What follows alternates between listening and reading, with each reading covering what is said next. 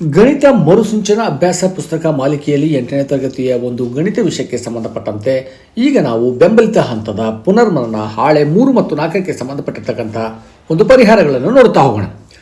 ಪುನರ್ಮನನ ಹಾಳೆ 3 ಅಂದರೆ ಇಲ್ಲಿರ್ತಕ್ಕಂಥದ್ದು ಭಾಗಲಬ್ಧ ಸಂಖ್ಯೆಗಳು, ಅಂದರೆ ಕಲಿಕಾ ಫಲದಲ್ಲಿ ಹಣ, ಉದ್ದ, ತಾಪಮಾನ ಇತ್ಯಾದಿಗಳನ್ನು ಒಳಗೊಂಡಿರ್ತಕ್ಕಂಥ ವಿವಿಧ ಸನ್ನಿವೇಶಗಳಲ್ಲಿ ಭಿನ್ನರಾಶಿ ಮತ್ತು ದಶಮಾಂಶಗಳನ್ನು ಬಳಸುವುದು ಒಂದು ಅರ್ಥ. ಒಂದನೇ ಒಂದು ಪ್ರಶ್ನೆಗೆ ಉತ್ತರ ನೋಡ್ತಾ ಹೋದರೆ, ಈ ಕೆಳಗಿನ ಸನ್ನಿವೇಶಗಳನ್ನು ಭಿನ್ನರಾಶಿ ಮತ್ತು ದಶಮಾಂಶ ರೂಪದಲ್ಲಿ ಬರೆಯಿರಿ. ಅದರಲ್ಲಿ ಎ ಪ್ರಶ್ನೆ, ರೋಹಿತನ ಒಂದು ಹಣ್ಣನ್ನು 8 ಸಮಭಾಗಗಳಾಗಿ ಕತ್ತರಿಸಿ 2 ಭಾಗಗಳನ್ನು ತಿಂದನು. ರೋಹಿತ್ ತಿಂದ ಹಣ್ಣುಗಳ ಸಂಖ್ಯೆಯ ಭಿನ್ನರಾಶಿ ರೂಪದಲ್ಲಿ ಬರೆಯಿರಿ. ಮೊದಲಿಗೆ ಒಂದು ಚಿತ್ರವನ್ನು ಹಾಕಿದಾಗ ಒಟ್ಟು ಹಣ್ಣನ್ನು 8 ಭಾಗಗಳಾಗಿ ಮಾಡಿದ. ಅದರಲ್ಲಿ 2 ಭಾಗಗಳಲ್ಲಿ ಅವನು ತಿಂದ ಅಂತಂದಾಗ ಉಳಿದಿರ್ತಕ್ಕಂಥದ್ದು ನಮಗೆ ನೋಡ್ತಾ ಹೋಗೋ ಚಿತ್ರದಲ್ಲಿ ಒಟ್ಟು 2 8 ಅಂತಕ್ಕಂಥದ್ದು, ಅಂದರೆ 8 ಭಾಗದಲ್ಲಿ 2 ಭಾಗಗಳನ್ನು ಅವನು ತಿಂದನು ಅಂತ ನಾವು ಹೇಳಿ 2 8 ಅಂತ ಬರೀಬೋದು, ಅಥವಾ ಸಂಕ್ಷಿಪ್ತ ರೂಪವಾಗಿ ಬರೆದಾಗ ಕೂಡ ಇದು 1 4 ಆಗುತ್ತೆ. ಇನ್ನು ಎರಡನೇ ಪ್ರಶ್ನೆ, ಅದರಲ್ಲಿ ಬಿ, ಗೀತಾಳು ತನ್ನ ಮನೆಯಿಂದ 8 ಕಿಲೋಮೀಟರ್ ದೂರದಲ್ಲಿರ್ತಕ್ಕಂಥ ಶಾಲೆಗೆ ಹೋಗಬೇಕಾಗಿದೆ. ಗೀತಾಳು 2 ಕಿಲೋಮೀಟರ್ ಕ್ರಮಿಸಿದ್ದಾಳೆ. ಹಾಗಿದ್ರೆ ಗೀತಾ ಕ್ರಮಿಸಿದ ದೂರವನ್ನು ದಶಮಾಂಶ ರೂಪದಲ್ಲಿ ಬರೆಯಿರಿ.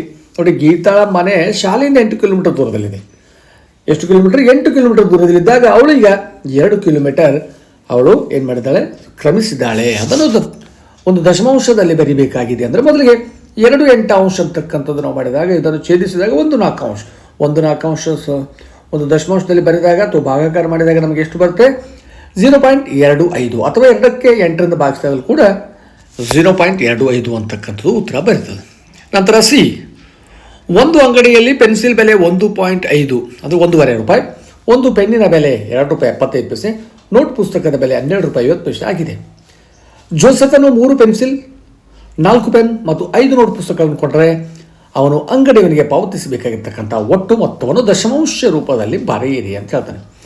ನೋಡಿ, ಇಲ್ಲಿ ಒಂದು ಪೆನ್ಸಿಲ್ನ ಬೆಲೆ 1 ರೂಪಾಯಿ 50 ಪೈಸೆ, ಒಂದು ಪೆನ್ನಿನ ಬೆಲೆ 2 ರೂಪಾಯಿ 75 ಪೈಸೆ ಮತ್ತು ಒಂದು ನೋಟ್ ಪುಸ್ತಕದ ಬೆಲೆ 12 ರೂಪಾಯಿ 50 ಪೈಸೆ ಆದಾಗ ನಾವು ಇಲ್ಲಿ ಅವನು ಕೊಟ್ಟಿರ್ತಕ್ಕಂಥದ್ದು 3 ಪೆನ್ಸಿಲ್, 4 ಪೆನ್ ಮತ್ತು 5 ನೋಟ್ ಪುಸ್ತಕಗಳನ್ನು ನಾವು ಬರೆದಿದ್ದೇ ಆದರೆ ಅವುಗಳನ್ನು ಗುಣಿಸಿ ಬರೆದಾಗ ಒಂದು ಪೆನ್ನಿನ ಬೆಲೆ ಎಷ್ಟಾಗಿದೆ? ಪೆನ್ಸಿಲ್ನ ಬೆಲೆ 3 ಪೆನ್ಸಿಲ್ನ ಬೆಲೆ ಅಂದರೆ 3 × 1.5, 4 ಪೆನ್ನಿನ ಬೆಲೆ ಅಂದರೆ 4 × 2.5, 5 ನೋಟ್ ಪುಸ್ತಕದ ಬೆಲೆ ಅಂದರೆ 5 × 12.5. ಸೊ ಇವುಗಳನ್ನು ಗುಣಿಸಿದ್ದೇ ಆದರೆ ನಮಗೆ 4.5, 11.0, 62.50 ಇವೆಲ್ಲ ಮೊತ್ತ ಮಾಡಿದ್ದೆ ಆದರೆ 78 ರೂಪಾಯಿ ಬರುತ್ತೆ. 78 ಬೇಕಾದರೆ 78.00 ಎಂದು ದಶಮಾಂಶ ರೂಪದಲ್ಲಿ ಬರೆಯಬಹುದಾಗಿದೆ. ಡಿ, ಶೀತಲ್ ಬೆಳಗ್ಗೆ ಸಮಯದಲ್ಲಿ 10 ಲೀಟರ್ ಹಾಲನ್ನು ಮತ್ತು ಸಾಯಂಕಾಲದ ಸಮಯದಲ್ಲಿ 5.34 ಲೀಟರ್ ಹಾಲನ್ನು ಒಂದು ಹಾಲಿನ ಡೈರಿಗೆ ಹಾಕುವಳು. ಹಾಗಾದರೆ ಅವಳು ಒಂದು ದಿನದಲ್ಲಿ ಡೈರಿಗೆ ಹಾಕಿದ ಹಾಲಿನ ಪ್ರಮಾಣವನ್ನು ಭಿನ್ನ ರಾಶಿಯಲ್ಲಿ ಬರೆಯಿರಿ. ನೋಡಿ, ಶೀತಲ್ ಡೈರಿಗೆ ಹಾಕಿದ ಹಾಲಿನ ಪ್ರಮಾಣ ತೆಗೆದುಕೊಂಡಾಗ ಬೆಳಗ್ಗೆ 10 ಲೀಟರ್, ಸಾಯಂಕಾಲ 5.34. ಸೊ ಇದನ್ನು ನಾವು ಒಂದು ಭಿನ್ನ ರಾಶಿಯಲ್ಲಿರ್ತಕ್ಕಂಥ ಒಂದು ಎರಡನೇದು ಏನಾಗಿದೆ, ಮಿಶ್ರ ಭಿನ್ನ ರಾಶಿಯನ್ನು ನಾವು ಬಿಡಿಸ್ಕೊಂಡಾಗ 4 5 20, 23 4 ಅಂದರೆ 10.12 ಕೂಡ ನಾವು ಬಿಡಿಸ್ಕೊಂಡಿದ್ದಾಗ ಅದನ್ನು ಕೂಡ 21 2 2 10 20, 21 2. ನೋಡಿ, ಇಲ್ಲಿ ಛೇದಗಳು ಬೇರೆ ಬೇರೆ ಇದ್ದಾಗ ನಾವು ಲಸವನ್ನು ತೆಗಿಬೇಕಾಗುತ್ತೆ. 2 ಮತ್ತು 4ರ ಲಸ ನಾವು ತೆಗೆದಿದ್ದೆ ಆದರೆ ಎಷ್ಟು ಬಂತು?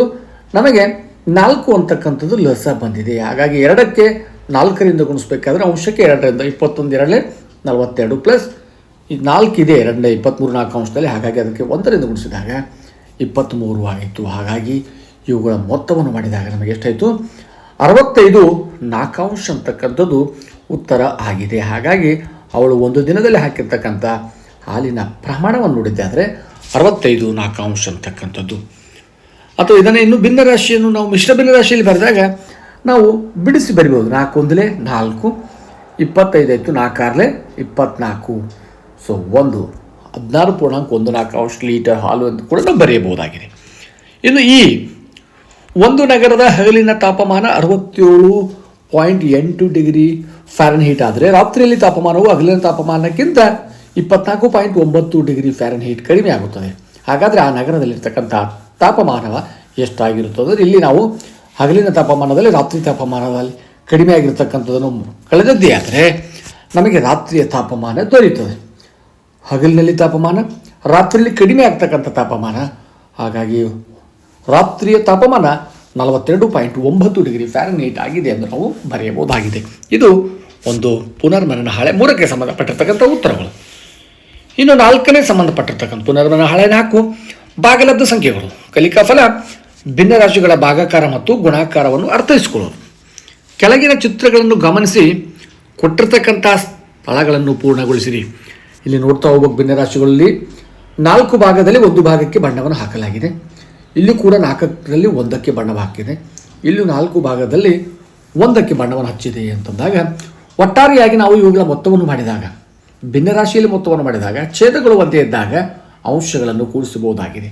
ಹಾಗಾಗಿ ಇದು 3 4 ಅಂತಕ್ಕಂಥದ್ದು. ಅಂದರೆ 1 4 3 ಬಾರಿ ಮೊತ್ತವನ್ನು ಮಾಡಿದರೂ ಕೂಡ 3 4 ಹಾಗೆ ಅದನ್ನು ಗುಣಿಸಿದಲೂ ಕೂಡ ನಮಗೇನಾಗುತ್ತೆ ನೋಡಿ, ಇಲ್ಲಿ 1 4 ಇಂಟು 3 ಆದಾಗಲೂ ಕೂಡ 3 4 ಆಗುತ್ತೆ. ಹಾಗೆ ಈ ಪ್ರಶ್ನೆ ನೋಡ್ತಾ ಹೋಗಿಲಿ, ಇಲ್ಲಿ 1 2 2ರಲ್ಲಿ 1ಕ್ಕೆ ಬಣ್ಣವನ್ನು ಹಚ್ಚಲಾಗಿದೆ. ಇಲ್ಲೂ ಕೂಡ 2ರಲ್ಲಿ 1ಕ್ಕೆ ಸಮನಾಗಿದೆ. ಇದು ಕೂಡ ಏನಾಗಿದೆ 1 2 ಇಂಟು 2 ಮಾಡಿದಾಗ ನಮಗೆ ಎಷ್ಟಾಯಿತು, ಈ 2 ಭಾಗ. ಇದೇನಾಗಿದೆ 1 2 ಇಂಟು 2 ಮಾಡಿದಾಗ ಪೂರ್ಣ ಪ್ರಮಾಣದಲ್ಲಿ ನಮಗೇನಾಯಿತು 1 ಅಂತಕ್ಕಂಥದ್ದು ಬಂತು. ನಂತರದಲ್ಲಿ ಬಿಟ್ಟಿರುವ ಸ್ಥಳಗಳನ್ನು ಸೂಕ್ತ ಉತ್ತರಗಳಿಂದ ಪೂರ್ಣಗೊಳಿಸಿರಿ. ನೋಡಿ, ಎ ಆಪ್ಷನ್ ಏನಾಗಿದೆ ಇಲ್ಲ ಅಂದರೆ 1 3 ಪ್ಲಸ್ 1 3 ಕೂಡಿಸಿದ್ದೆ ಆದರೆ 1 3 ಇಂಟು 2 ಸಮನಾಗಿದೆ. ಅಂಶ ಮತ್ತು ಉಚ್ಛೇದಗಳನ್ನು ಗುಣಿಸಿದಾಗ 2 3 2 5 ನಾವು 3 ಬಾರಿ ಇಲ್ಲಿ ಕೂಡಿಸಲಾಗಿದೆ. ಇದನ್ನು ನಾವು ಗುಣಾಕಾರದಲ್ಲಿ ಬರೆದಾಗ 2 5 ಇಂಟು 3 ಅಂದಾಗ 6 5. ನಂತರದಲ್ಲಿ 3ನೇ ಸಮಸ್ಯೆ, ಕೆಳಗಿನ ಗುಣಲಬ್ಧಗಳನ್ನು ಕಂಡುಹಿಡಿಯಿರಿ. ಅಂಶಗಳನ್ನು ಅಂಶಕ್ಕೆ ಗುಣಿಸಬೇಕು, ಛೇದಗಳನ್ನು ಛೇದಕ್ಕೆ ಗುಣಿಸಬೇಕು. 3 5 15 4 ಸೊ 3 5 ಇಂಟು 3 ಅಂದರೆ 9 5. ಇದು 1 4 4 6 ಅಂತಕ್ಕಂಥದ್ದು. ಕೊನೆಯದು 12 ಇಂಟು 5 ಅಂದರೆ 60 60 11 ಅಂತಕ್ಕಂಥದ್ದು. ಇದು ನಾವು ಅಂಶಗಳು ಮತ್ತು ಛೇದಗಳನ್ನು ಗುಣಿಸಿ ಉತ್ತರವನ್ನು ಬರೆಯಲಾಗಿದೆ. ನಂತರದಲ್ಲಿ 4ನೇ ಪ್ರಶ್ನೆ ನೋಡಿದಾಗ, 1 ರೊಟ್ಟಿಯನ್ನು 2 ಸಮಭಾಗಗಳಾಗಿ ಮಾಡಲಾಗಿದೆ. ಹಾಗಾದರೆ ಪ್ರತಿ ಭಾಗದ ಬೆಲೆ ರಾಶಿ ರೂಪ. ಸೊ 1 ರೊಟ್ಟಿಯನ್ನು 2 ಭಾಗಗಳು ಮಾಡಿದಾಗ 2ರಲ್ಲಿ 1 ಭಾಗ. ಸೊ ಹಾಗಾಗಿ 1 2 ಮತ್ತು 1 2. ಸೊ ಎಷ್ಟು ಅರ್ಧ ಭಾಗಗಳನ್ನು ಸೇರಿಸಿದರೆ 1 ಪೂರ್ಣ ರೊಟ್ಟಿ ಆಗುತ್ತದೆ ಅಂದರೆ 2 ಅರ್ಧ ಭಾಗಗಳನ್ನು ಕೂಡಿಸಿದರೆ 1 ರೊಟ್ಟಿ ಆಗ್ತದೆ. ನೋಡ್ತಾ ಇರ್ಬೋದು, 1 2 ಪ್ಲಸ್ 1 2 ಅಂದಾಗ ಲಸ 2 ಬಂದಾಗ ಅಂಶಗಳನ್ನು ಕೂಡಿಸಿದ್ದೆ ಆದರೆ 2/2 ಅಂದರೆ ಎಷ್ಟಾಯಿತು ನಮಗೆ ಛೇದಿಸಿದಾಗ 1 ಅಂತಕ್ಕಂಥದ್ದು. ಈ ಕೆಳಗಿನ ಪ್ರಶ್ನೆಗಳನ್ನು ಸಂಕ್ಷೇಪಿಸಿ ಅಂತಕ್ಕಂಥದ್ದು 5ನೇ ಪ್ರಶ್ನೆಯಲ್ಲಿ ಬರ್ತದೆ. ನೋಡಿ, ಭಾಗಾಕಾರವಿದ್ದಾಗ ನಾವು ಏನು ಮಾಡಬೇಕಾಗುತ್ತೆ ಅಂದರೆ ವಿಲೋಮ ರೂಪದಲ್ಲಿ ಬರೀಬೇಕು. ಗುಣಿಲೆ ಬರೆದು ವಿಲೋಮ ರೂಪದಲ್ಲಿ ಬರಿಬೇಕು. ವಿಲೋಮ ರೂಪದಲ್ಲಿ ಅಂದರೆ ಅಂಶಗಳು ಛೇದಗಳಾಗಿ, ಛೇದಗಳು ಅಂಶಗಳಾಗಿ ಬರಿಬೇಕು. ನೋಡ್ತಾ ಹೋಗಿಲಿ, 4 ಭಾಗಿಲೆ 1 5 ಭಾಗಿಲೆ ಅಂತಕ್ಕಂಥದ್ದು ನಾವು ಗುಣಿಲೆ ಬರೆದಾಗ ಇಲ್ಲಿ 1 5 ಅಂತಕ್ಕಂಥದ್ದು ನಾವು ವಿಲೋಮವಾಗಿ ಬರೆದಾಗ 5 1 ಹಾಗಾಗಿ ನಾವು 4 5 20 ಅಂತಕ್ಕಂಥದ್ದು. 20 ಭಾಗಿಲೆ 1 4 ಅಂದರೆ 20 ಗುಣಿಲೆ 4 1 ಅಂದರೆ 80. 60 ಭಾಗಿಲೆ 1 5 ಅಂದರೆ 60 ಗುಣಿಲೆ 5 1 ಅಂದರೆ 300. ಅಂದರೆ ಭಾಗಾಕಾರ ಮಾಡಬೇಕಾಗಿದ್ದಾಗ ನಾವು ಅವುಗಳನ್ನು ಗುಣಿಲೆ ಚಿಹ್ನೆ ಬರೆದು ವಿಲೋಮ ರೂಪದಲ್ಲಿ ಬರೆದಿದ್ದೆ ಆದರೆ ಅವುಗಳ ಉತ್ತರಗಳು ಇಲ್ಲಿ ದೊರೀತಾ ಇದ್ದಾವೆ, ತಾವು ನೋಡಬಹುದಾಗಿದೆ. ಸೊ ಈ ರೀತಿಯಲ್ಲಿ ಪುನರ್ಮರಣ ಹಾಳೆ 4ಕ್ಕೆ ಸಂಬಂಧಪಟ್ಟಿರ್ತಕ್ಕಂಥ ಪರಿಹಾರಗಳನ್ನು ತಾವು ಇಲ್ಲಿ ನೋಡಿದರೆ ಮುಂದಿನ ವಿಡಿಯೋದಲ್ಲಿ ಮತ್ತೊಂದು ಪುನರ್ಮರಣ ಹಾಳೆಯೊಂದಿಗೆ ಭೇಟಿಯಾಗೋಣ. ಧನ್ಯವಾದ.